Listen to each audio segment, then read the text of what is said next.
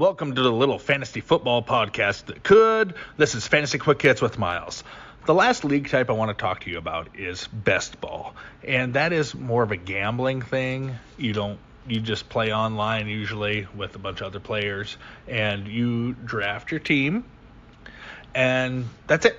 You find out at the end of the year if you won or not, and that's basically you draft your team, and then after all the players have gone through that week, after all the plays done, all the games are over, it takes the highest scoring players for each of your positions and plugs them into your lineup. So if there's a guy that would normally be on your bench that just went off, they stick him in your lineup for you, and you don't have to worry about that.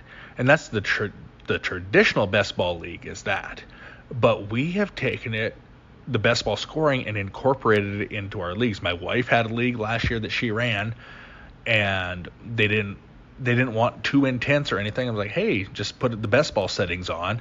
You can draft, and then you guys can still trade. You can still work your waiver wires, but you don't have to worry about setting your lineup each week and agonizing over that. And that is just a really entertaining way. Just adds a new wrinkle, because some of us have 5 to 10 leagues, and you're going through and like, oh man, I forgot to move that guy. He's hurt.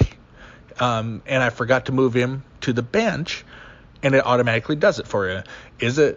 And some of the purists are like, oh, you can't do that. It's not doing it right. And I'm like, you know what? It brings more people in. It brings a more casual fan into fantasy football.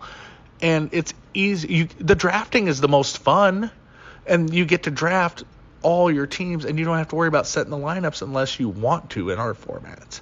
But do you want to know what a tick and the Eiffel Tower have in common? They're both parasites. That has been Fantasy Quick Hits with Miles.